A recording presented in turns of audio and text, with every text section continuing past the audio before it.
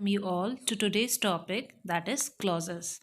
I hope you remember what exactly we talked about phrases and what it is exactly the phrase with examples, and today we'll be talking about clauses. So first of all, let me remind you a bit what exactly this phrase is. As we have already seen, in a phrase, it doesn't have a subject and a predicate, right? But here we will see that what is the difference in these clauses. Okay, so you can see in the screen a clause is a subject plus a verb combination. That means in a group of sentence you will find here in a sentence you will be able to find a subject, a verb, a predicate, which in total we can say a complete thought, or we can see here a subject, a verb, and a predicate combination. That particular sentence is called a complete clause. You can see the example here. I eat bananas.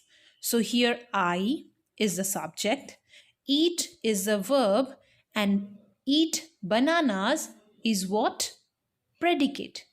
So in this way, we can come to know that a particular sentence which have a subject, a verb, and a predicate, and it's complete in thought is called as clause. You can see the next example. Sharon speaks loudly, where Sharon is the subject, speaks is the verb, and loudly is the predicate. So it's again a complete thought. So you can write in your copy that what exactly a clause is. You can see here another definition. A clause is comprised of a group of words which includes a subject and a finite verb.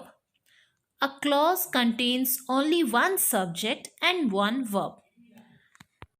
The subject of a clause can be mentioned or hidden, but the verb must be apparent and distinguishable. So, in a particular sentence, as I have already told you, that a group of words makes a complete sense.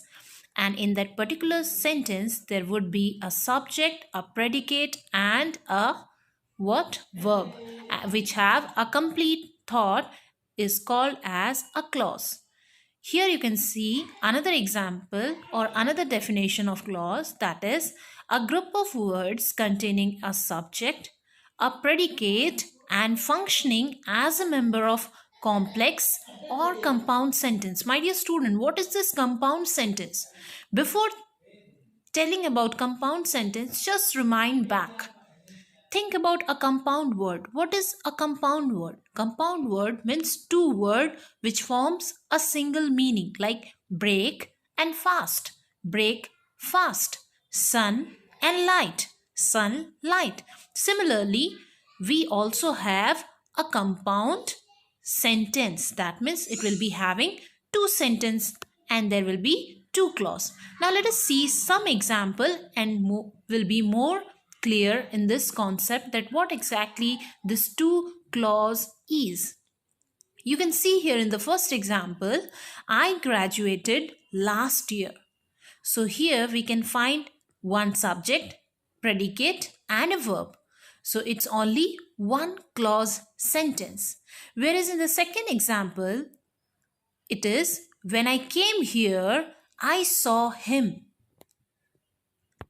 I repeat, when I came here, when I came here. Here we have again a verb, a subject, and a predicate, and there is a comma, and again there is one more sentence, that is I saw him. So again there is a subject and a predicate and a verb. So this is two different sentences separated with a comma. So this is a complete thought where these are two sentences which is having two clause sentence. Now let us talk about the last example. When I came here, comma, I saw him, comma, and he greeted me. Don't you think, my dear student, there is three different clause here? When I came here, I saw him and he greeted me. I hope this topic is clear to you all. Now let us see what are the types of clauses. As I have already told you that in every part of speech in grammar, we first read the definition of that part of speech and then we go details by reading its types. Similarly, here in clause also there are types. So here also we'll see two type of clause. The first one is independent clause and the second one is dependent clause. Now we will read that what exactly this independent clause is and what is the difference in this dependent clause. So I hope you are clear in this concept as well. Now let us see what is this independent clause. An independent clause function on its own to make a meaningful sentence. My dear student, don't you think the word itself says its meaning? Independent. That means it doesn't depend on any other word or any other sentence. It is independent clause and it has its own to make a meaningful sentence and looks much like a regular sentence.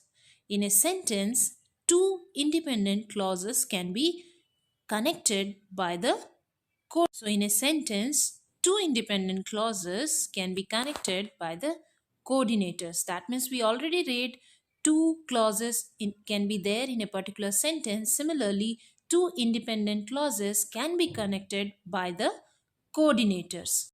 Now again, a thought will be there in your mind that what is this coordinators?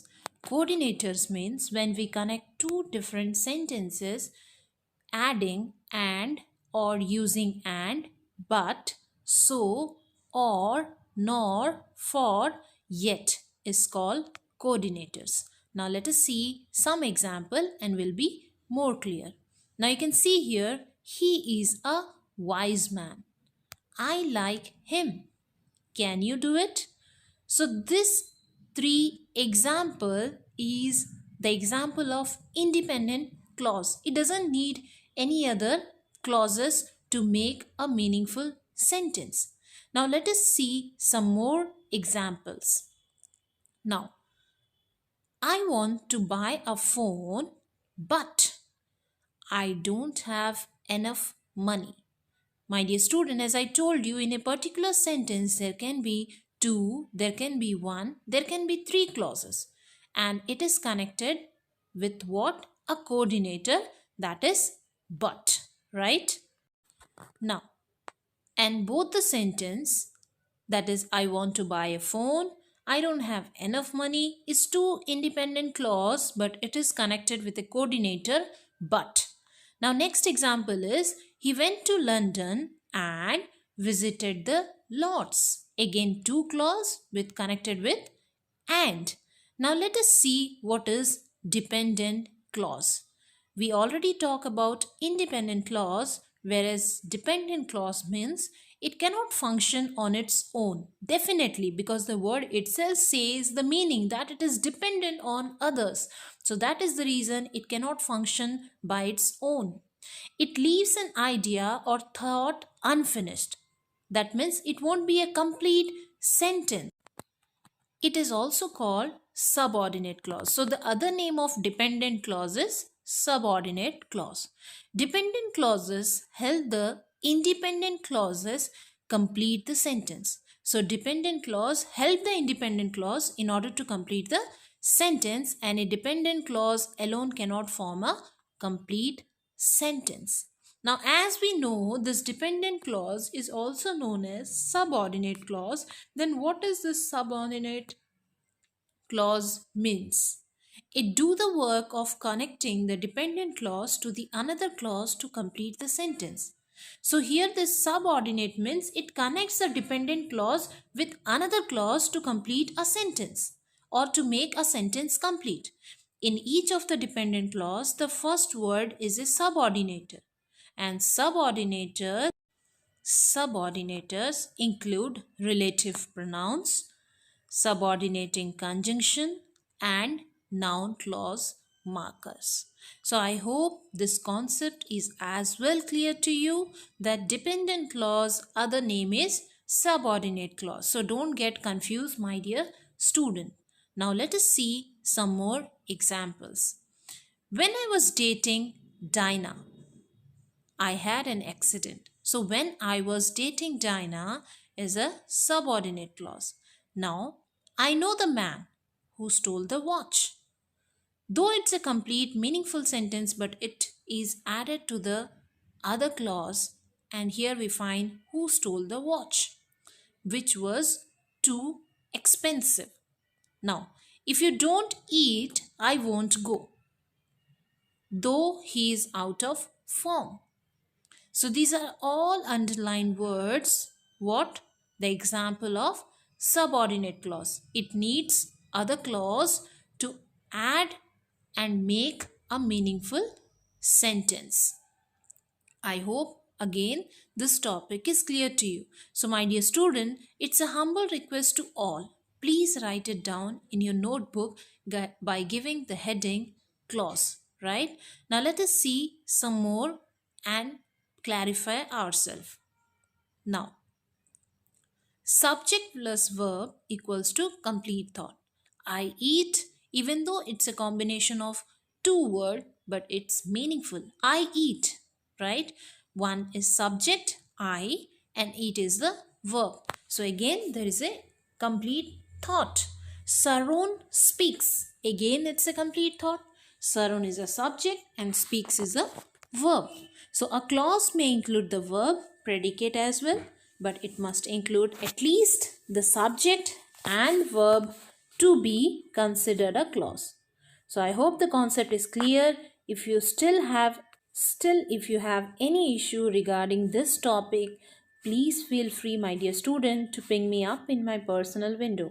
Till then, have a nice day, and last but not the least, please note it down in your grammar notebook so that it will be helpful for further reference. Till then, have a nice day and thank you all.